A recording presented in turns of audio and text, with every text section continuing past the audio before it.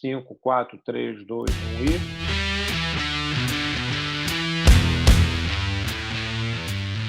Fala, galera, Fazendo Luzes. Marcos Dias. Em mais um Papo Trabalhista difícil de sair dessa vez, internet prejudicando, os meios de todas as transmissões de dados, acredito que a plataforma que está gravando também está lotada, mas vai dar tudo certo e a gente vai conseguir apresentar o conteúdo. Marquinho, mais um Papo Trabalhista, a gente tem que lembrar o pessoal, se inscrever no canal, marcar o sininho, acompanhar o Instagram, Papo Trabalhista Oficial. Já falei, Matheus. Matheus está me cobrando aqui. Gente, olha só, depois vocês têm que ver a bagunça que é o quarto do Matheus. Matheus também vou dedar ele. Vou dedar o quarto dele também. O quarto dele é uma zona. Marquinho, e aí, meu querido? Como é que estão as coisas? Tudo bem, tranquilo. Mais um dia, né? Hoje a gente vai fazer um papo trabalhista, né? Raiz, né? Eu e você, comentando aí. Porque a gente vai comentar uma decisão do Supremo, só para dizer para os nossos queridos, né, assistentes que o Supremo está decidindo muito a questão trabalhista ultimamente, né, Fabiano? Acho que virou uma das pautas principais do Supremo. Só um parênteses, Marcos. Hoje, no dia que a gente está gravando, o Supremo está saindo agora um sobre portuário. Sobre o adicional de periculosidade de portuário, salvo engano. Pois é, que é muito importante, porque tem muito processo parado, né, em segunda instância com essa discussão. Então, virou o tema da moda, direito de trabalho. Virou. Né? Na dúvida, se não tiver nada para julgar no Supremo, bota uma causa trabalhista e julga. Pô, com certeza, né? E o que nós vamos discutir hoje? Qual o tema que nós vamos conversar? Marquinhos, nós vamos debater um assunto que é interessante porque foi julgado recentemente, para as pessoas que quiserem acompanhar, tá? É o recurso extraordinário 960429, em repercussão geral, que teve uma decisão interessante, que pode causar algum tipo de transtorno, é isso que a gente quer debater, e que gerou um tema, obviamente, toda repercussão geral gera uma tese que é utilizada e vincula todo o Poder Judiciário, é o tema 992. Exatamente. A discussão por trás disso, né, Marquinhos, é sobre a responsabilidade pré-contratual, especificamente no caso, né, sobre editais de concurso público para as empresas públicas e sociedades de economia mista que eventualmente venham a contratar em regime seletista, né? Exatamente, porque é uma questão que sempre gerou muita dúvida, né, na doutrina e na jurisprudência, né, com vários entendimentos para ambos os lados. Eu, particularmente, antes da repercussão geral, entendia que essa competência deveria ser nossa, da Justiça do Trabalho, né? Apesar da decisão do Supremo, claro que a gente vai, evidentemente, observar, né? O Supremo Tribunal Federal é o guardião da Constituição, interpretação que nos vincula, ainda mais em repercussão geral, é óbvio, né? Mas eu sempre achei que, mesmo sendo uma questão que envolvia direito público, né? Que é a questão do concurso, ela claramente estava ligada à relação de trabalho, né? Porque, às vezes, me parece, Fabiano, não sei se você pensa assim, que os tribunais superiores têm muito a percepção que a Justiça do Trabalho só pode aplicar a CLT, que os juízes do trabalho são os juízes que aplicam a CLT. Te parece isso? Que é um certo...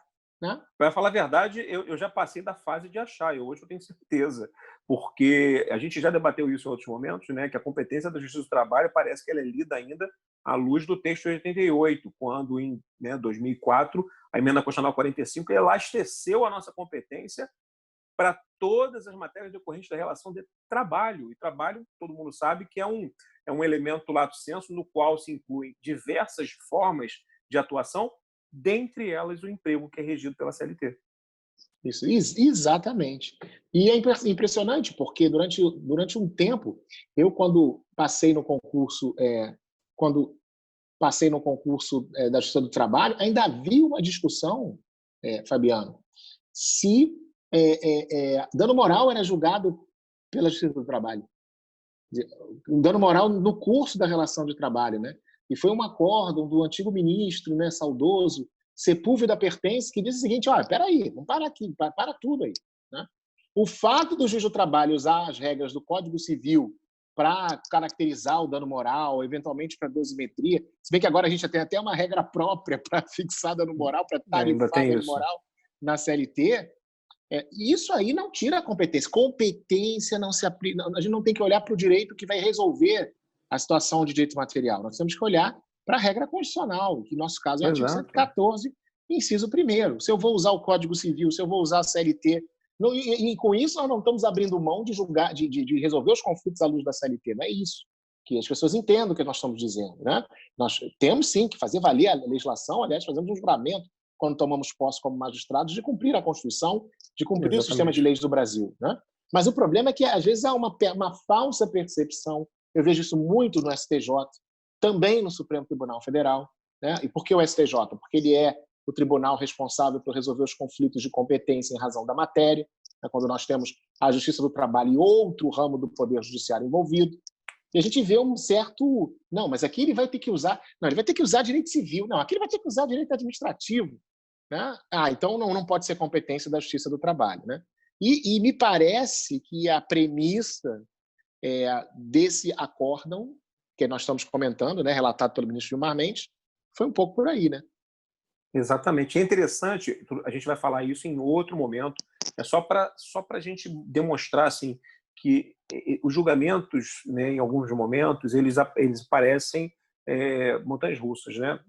Você tem um julgamento recente sobre a responsabilidade objetiva, né, julgada na Justiça do Trabalho, e foi reconhecido de forma clara, né, a existência de responsabilidade objetiva. Sim. Nós vamos tratar disso principalmente num outro papo trabalhista, né, aqui no YouTube, mas interessante que, sendo reconhecida, é óbvio que é a nossa competência. E quem disciplina a responsabilidade objetiva não é a CLT, é o artigo 927, Exatamente. Parágrafo único do Código Civil. Então, o próprio STF tem precedente nem sentido de permitir, de viabilizar, de endossar que a nossa competência não é a utilização estrita do documento, né, conhecido como CLT, mas sim as relações dela decorrentes. Num primeiro momento, relações de emprego. Num segundo momento, relações de trabalho. E aí a gente vê, quando a gente pensa estagiário, servidor, até o trabalho do preso, quando está cumprindo, né, que é considerado como cumprimento da sentença penal, para fins de detração, né, e aí você tem lá abatimento da pena, mas a gente não julga aquela remuneração que ele ganha menor, 2/3 do salário mínimo. Então nós temos diversas questões, né, Marco, que decorrem disso e que gradativamente relativizam, né, a nossa competência. E até hoje, pasmem, né, eu acho que eu recebi hoje, na presente data, quando a gente está gravando, eu estou com 2 processos que a parte pede reconhecimento de vínculo de emprego com o município de São Gonçalo. 2 processos. E aí a gente fica naquele dilema de Sofia, né? Pô, eu vou julgar, eu vou reconhecer a incompetência material do Justiça do Trabalho de ofício sem ouvir as réis, porque, em tese, eu posso, né? Matéria de direito, não preciso nem... A CPC me permite isso. Só que aí, por uma lógica de economia de atos, eu já sei que ele vai recorrer, eu já cito logo o município e a fundação, eles vão se manifestar e o julgamento vai ser igual, né? Porque a gente nunca sabe qual vai ser o entendimento das cortes. Então, a gente tem uma lógica do formalismo, né? Seja na perspectiva do processo, e seja uma lógica de fracionamento da matéria, porque eu não tenho dúvida que a gente deveria julgar isso. Não tenho dúvida. E o julgamento no mérito seria à luz da Constituição. É óbvio que não pode, depois da Constituição Federal. Então, né? Quer dizer, no final das contas, o que a gente tem é um enfraquecimento claro, né, parece, né, respeitando, obviamente, o julgamento e entendimento da Corte Constitucional, mas o enfraquecimento até mesmo do próprio texto da Constituição, do artigo 114, inciso 1. Eu acho que, inclusive, o artigo 114, ele prometeu alguma coisa que não conseguiu entregar. Muito talvez por conta da falta da nossa reflexão, né? Porque a ideia clara do inciso 1º, e a gente vê isso na própria emenda constitucional 45, era dar ao trabalho, ao fenômeno jurídico do trabalho, que antes de ser um fenômeno jurídico, é um fenômeno sociológico, né? Uma força centrípeta, no sentido de atrair tudo que gravita em torno do trabalho para a competência dos juízes do trabalho, né? Que tem toda uma sensibilidade social, que tem toda uma formação humana para julgar essas questões que envolvem, por exemplo, a questão do trabalho do menor também, que é outra questão que foi retirada da nossa competência. Não as questões trabalhistas, sim, indenizatórias e reparatórias, mas a questão da autorização, né, para o trabalho do menor. Isso que foi tirado da nossa competência ainda cautelarmente, depende de julgar o mérito, né, da ação direta de inconstitucionalidade, que o relator, salvo engano, é o próprio ministro Marco Aurélio, que é um egresso da Justiça do Trabalho. Né? Então, me parece muito que a gente tem um conflito intergeracional, na minha opinião. A maioria dos ministros que estão lá, eles têm ainda uma visão pré-emenda constitucional 45, né? E, de uma certa maneira, uma falta talvez de cooperação judicial, de de visão mais de judiciário, o trabalho é uma justiça que está capilarizada no Brasil inteiro, né? São mais de 1.600, 1.400, 1.600 varas, né? Em torno aí de 1.500 varas no Brasil inteiro. Quer dizer, então ela tem uma presença pujante no cenário nacional, e você dá todo o fenômeno do trabalho para a justiça do trabalho seria algo racional do ponto de vista, né? Sim. Como diz o Canottilho, o grande Canottilho, quando ele fala de competência, ele fala é a divisão racional da jurisdição, né? É a ideia de uma repartição racionalizada, né? Para dar acesso à justiça.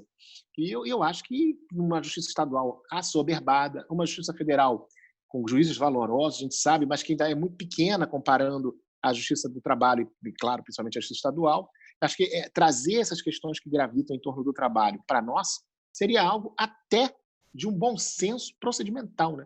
Por uma razão de técnica judiciária de prestação jurisdicional seria interessante. Sem E é contar a questão mais, jurídica. sim, e olha o que acontece. Eu não sei se você já se pegou numa situação como essa. Eu recebi a ligação de um colega da Justiça Comum, que atuando na vara de fazenda pública, precisava fazer o raciocínio para quantificar 13º e férias, em situações similares a essa que a gente está conversando. E ele falou, Fabiano, eu não tenho a menor ideia de como faz isso. Porque no regramento, né, estatutário não tem essa lógica. E ele precisa pegar emprestado o quê? As normas que regem o direito do trabalho, né? Faz todo sentido, né? O ponto fundamental é, e aí, mais uma vez, a racionalização da competência, como você bem pontuou. A gente joga isso, né? A gente, assim, estou vulgarizando a expressão, mas a gente acaba levando essa análise dessa matéria para um juiz que, na sua essência, não tem formação para julgar isso, né? Por uma regra de formalização, de formal, e o que me salta aos olhos, né? E aí vale a reflexão, é por que as partes tanto querem sair da Justiça do Trabalho? Por que as partes sempre peticionam no sentido da nossa incompetência? Eu acho que essa é uma reflexão que vale para os dois lados, seja porque a parte quer e seja também a gente, eles, né, do outro lado, as partes, eventualmente. Por que eu quero sair da Justiça do Trabalho? E nós? Por que a parte quer sair da Justiça do Trabalho? Eu acho que essa reflexão intrínseca também nossa vale bastante, por alguns motivos. Será que o problema é nosso? Será que o problema é deles? Será que o problema é da outra justiça? Mas que em algum local, quando eu tenho uma justiça que eu prefiro que julgue meus casos, eu começo a achar que nós temos algum problema numa ponta e eu não sei em qual. Aí é papo para uma reflexão mais profunda, né? E uma reflexão, inclusive, à luz do próprio juiz natural, né? Tipo, escolher juiz é tão nefasto quanto escolher justiça competente, né? Isso tem que ser uma competência constitucional, a partir de um Estado democrático de direito. Essas competências têm que estar bem delineadas, né, a partir da Constituição. Exatamente. Né? E aí, Marquinhos, eu acho que vale a pena a gente já introduzir aí o assunto, né? E aí o voto prevalecente, essa decisão é uma decisão relativamente... A gente está falando de uma decisão que foi de março, né, de 2020, só para contextualizar o pessoal no tempo e no espaço, né? E a relatoria foi do ministro Gilmar Mendes, né? E só para a tese que foi fixada, só para os colegas, tá? A tese é o tema 992, tá? A tese foi: compete à Justiça Comum processar e julgar controvérsias relacionadas à fase pré-contratual de seleção e de admissão de pessoal e eventual nulidade de certame do concurso em face da administração pública direta e indireta, nas hipóteses em que é adotado o regime seletista de contratação de pessoal. Me parece que a própria tese já levaria a nossa competência porque o regime é seletista. Mas o interessante, né, Marquinhos, e aí eu acho que o grande ponto que pode causar daqui é: será que essa decisão ela tem um potencial, né? Você falou agora um pouco de força centrípeta, eu vou falar de força centrífuga. Será que ele tem uma força centrífuga de alcançar toda e qualquer matéria que tenha natureza pré-contratual? Talvez esse seja o grande ponto a se refletir sobre o assunto, né? E a gente tem um caso emblemático que são, por exemplo, na Justiça do Trabalho, aquela perda de uma chance quando a pessoa eventualmente se candidata a uma vaga, né? Ele acaba comunicando a demissão no emprego anterior e depois, por qualquer motivo, não é contratado naquele processo seletivo em curso, dentre outros, né? Na minha visão, eu responderia negativamente, né? Porque aí é a questão da própria teoria dos precedentes que nos ensina, evidentemente, que você, para aplicar aquele precedente, você precisa ficar muito atento à ratio decidendi, né? A ratio decidendi nem sempre ela está no tema, especificamente no tema. Às vezes você precisa ler o voto que foi o fio condutor, o voto vencedor, para a gente entender a ratio decidente. E nesse caso, é muito claro, não só da tese 992, não só da tese gerada na repercussão geral, mas do próprio voto do ministro Gilmar, a gente pode notar que é claro que ele vincula a questão do concurso público. O problema dele é que o concurso público é um processo administrativo que visa a admissão desse empregado. Então, a lógica é, para resolver esse concurso público, para resolver eventuais nulidades, as regras que eu vou usar são as regras de direito público. Então, se são regras de direito público, deve prevalecer a justiça comum, federal ou estadual, conforme o caso. Então, essa é a lógica. Então, numa indenização por perda de uma chance, em questões que digam respeito, né, à fase, né, preliminar do contrato de trabalho, de um empregado de uma empresa mesmo, normal, empresa privada, eu acho que a competência remanesce, ela continua com a Justiça do Trabalho. Tá? Por quê? Porque esse precedente está falando especificamente das sociedades de economia mista, das empresas públicas que têm, por ditame constitucional, elas têm que observar o concurso público, que é um princípio constitucional, que está lá no artigo 37, nós sabemos, né? É um princípio constitucional da administração pública. E eu digo mais, é mais do que isso, é um direito fundamental, que está deslocado do artigo 5º, porque a ideia do concurso público é uma ideia para proteger toda a sociedade, né? Que aqueles que se candidatem tenham um critério republicano, democrático, para alçarem a funções públicas, e, nesse caso, a empregos públicos. Né? Então, eu acho que ele está falando dessa questão que envolve concurso público. Eu, uma vez, cheguei a julgar aqui, Fabiano, um caso de um guarda municipal que tinha sido preterido porque não tinha 1,80 m de altura, porque era no edital, dizia que tinha que ter 1,80 m. Né? E ele foi preterido, tinha sido o primeiro colocado, não sei o quê, foi preterido, e aí discutia-se a norma desse concurso público. Na época que a guarda municipal era uma empresa pública, né? Hoje ela é uma autarquia municipal aqui no Rio de Janeiro. Então, essa discussão foi... E lá naquele momento já tinha essa discussão. Né? Mas é você que vai julgar, e eu julguei. Depois, né, agora, com esse precedente, não mais julgaria, porque agora ficou claro que nós não temos essa competência. Então, vejam, o caso de negociação de contratos, de negociações preliminares, né, do pré-contrato de trabalho, eu acho que continuam com a Justiça do Trabalho. Né? Como também o caso, por exemplo, de uma empresa pública, o cara está concursado, ele já fez concurso, foi aprovado, está em cadastro de reserva, aí a empresa terceiriza a atividade para a qual ele deveria ser contratado. Para mim, também continua conosco. Quer dizer, nós não podemos discutir o concurso, regras do concurso, né? Ou pessoas que foram vamos dizer assim, colocadas de lado por ocasião do concurso. Isso realmente, agora com a decisão do Supremo, não temos mais competência, né? Não seria a nossa competência, segundo a visão prevalecente. Você não acha que a decisão alcança, inclusive, esse pessoal que esteja no cadastro não, Marcos? Porque, e aí eu entendi o seu raciocínio, você está falando de alguém que já está habilitado, já tem uma expectativa de direito, mas ele ainda não... Só estou fazendo aqui, né, um contraponto, Sim. Só para a gente pensar junto. Será que a razão da decisão não alcançaria? Porque me parece, tá, que a premissa é que o vínculo do cidadão concursado, né, ele só passa a ser efetivamente alcançado pela nossa a partir do momento do vínculo contratual.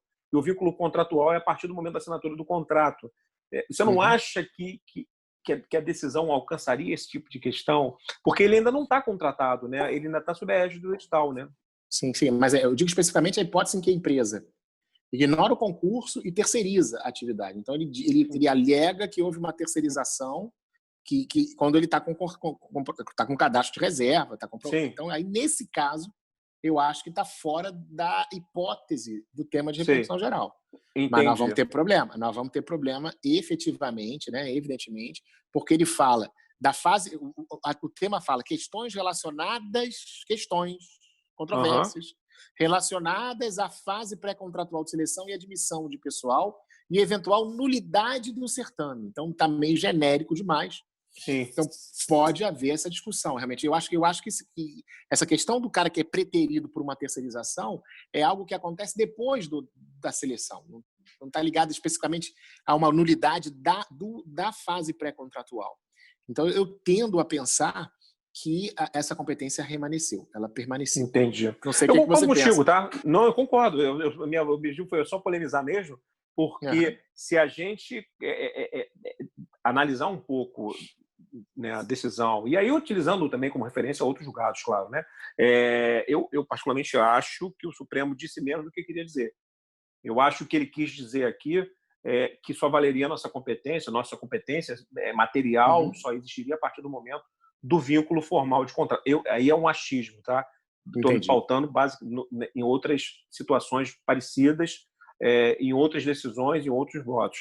Mas eu acho que você está com a razão. Eu acho que ele deixou um espaço aqui para a gente fazer esse distinguish no caso concreto, né, de não aplicação desse precedente em virtude. Concordo plenamente contigo.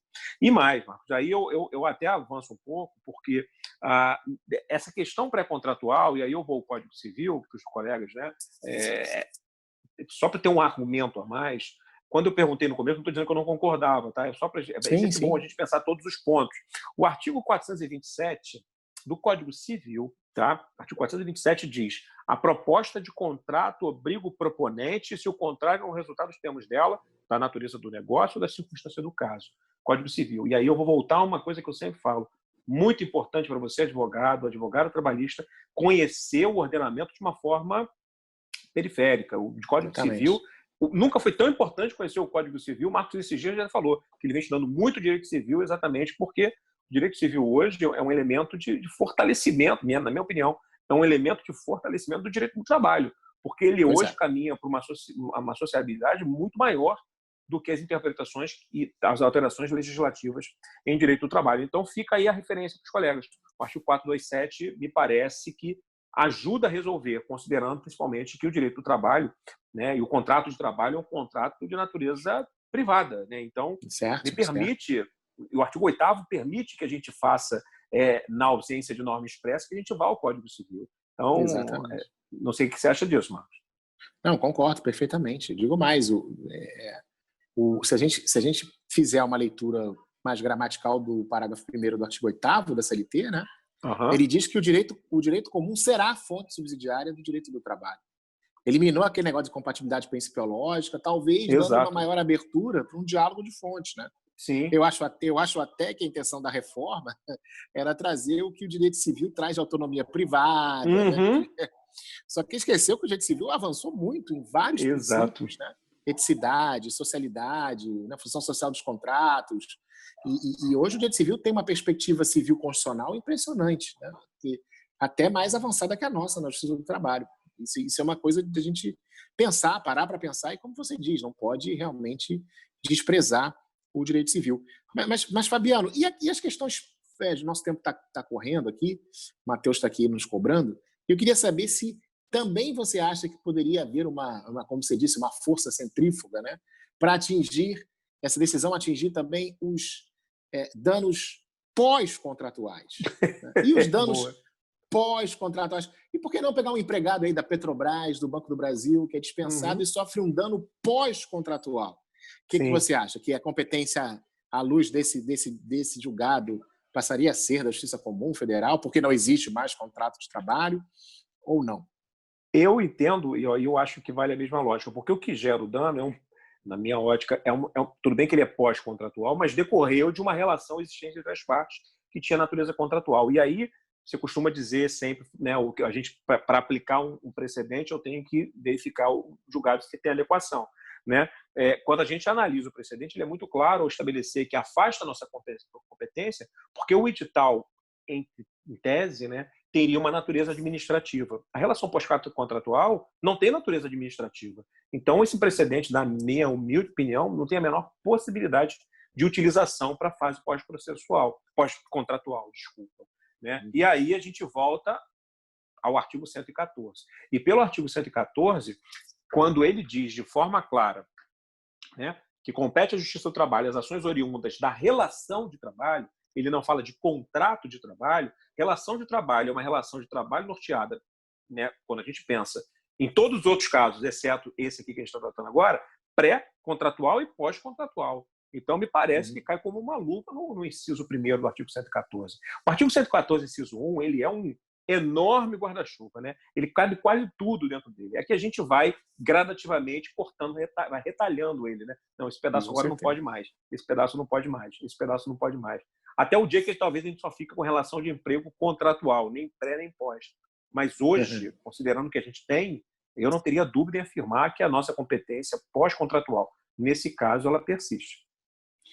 Concordo com você e ainda acrescento, que o inciso 6º do artigo 114, quando ele fala de danos morais, patrimoniais e morais, ele usa a expressão decorrentes da relação tem de razão. trabalho. Veja, então é muito claro, né? Porque decorre, é um dano que decorre da relação de trabalho. O dano pós-contratual, muitas vezes, decorre. Na verdade, só existe um dano pós-contratual porque houve contrato, né? Ele claro. decorrente, né? Isso que é importante, é sempre olhar esse nexo causal, que ele tenha como explicação aquele dano um contrato de trabalho existente, né? E a gente já pegou vários casos, temos na casuística várias histórias de danos, de empregado demitido e sofrendo dano ainda, né?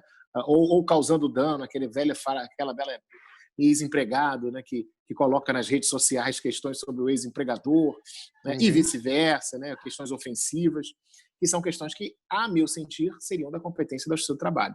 Tanto pelo inciso 1º, que já bastaria o inciso 1º, mas também com o reforço do inciso 6º do artigo 114. Verdade. O inciso 6º ele é até mais específico, né? Porque, de fato, você tem razão. Como ele bota de decorre, e normalmente a relação pós-contrato é uma relação normalmente indenizatória, por qualquer aspecto, ele parece até ter mais adequação. Mas o inciso 1, mesmo não existindo o 6, ele já seria suficiente. Já seria. E parece que o Poder Constituinte ele foi tão inteligente nesse aspecto que ele quis endossar que, olha só, a relação de trabalho está aqui, mas, para não haver dúvida, eu vou colocar o inciso 6 só para deixar claro que mesmo quando não for uma relação direta, oriunda diretamente, pode ser decorrente. Então, eu acho que, né, uma coisa caminhando com a outra endossam aí na nossa ótica a inaplicabilidade desse precedente.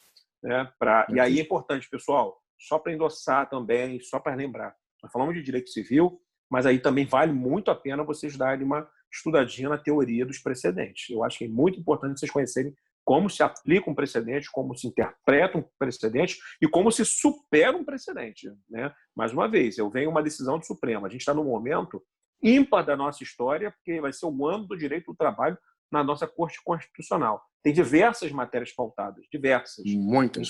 Sobre a reforma trabalhista, né? Ainda sobre uma série de outros temas, então, e você acompanhando aqui no Papo Trabalhista, a gente não vai deixar passar nenhuma, né, Fabiano? De jeito nenhum, como diz o outro. É isso aí, Marquinho. Dessa vez contei uma mais simples, é que a gente acabou trazendo outros elementos interessantes para se refletir, mas é isso aí, galera. A gente trouxe aí, dessa vez, um Papo Trabalhista raiz, como o Marco falou no começo, só nós dois. Em breve, aí, nesse momento ainda de pandemia, nós vamos trazer outros convidados para debater outros aspectos, mas sempre lembrando para os nossos amigos, não é isso, Marquinhos?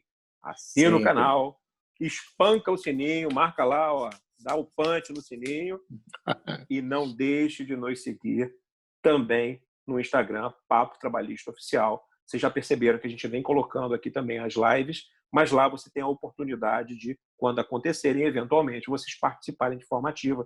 Lá a gente bota enquete, lá a gente bota notícia, lá a gente bota as notícias mais rápidas, mais urgentes. Pintou agora, a gente vai lá e posta. Eventualmente, a gente faz vídeos imediatos. Lá é um local que você tem um maior dinamismo. E aqui a gente tenta trazer sempre uma coisa um pouco mais calma, claro, descontraída, como sempre, mas de uma forma mais explicada. Legal? Os dois se complementam. É isso aí. Tá bom? Ótimo. Vamos? É isso aí. E, Marquinhos, hoje a gente não teve... Matheus nem brigou com a gente dizendo que a gente estourou o tempo. Matheus, com certeza, se lascou. Pois é. Hoje foi mais econômico, mas é isso aí. Né? Conversando, a gente sempre se entende, né, Fabiano? É isso aí, Marquinhos. Então tá bom. Gente, um abraço. Continue com a gente, como o Marquinhos já lançou, mas reforçando, diálogo, papo trabalhista, conversando, a gente sempre se entende. Um beijo. Isso aí. Beijo no coração de todos. Paz, amor, esperança e aceitação do próximo, dos diferentes. É isso aí. Beijo no coração para todos. Forte abraço.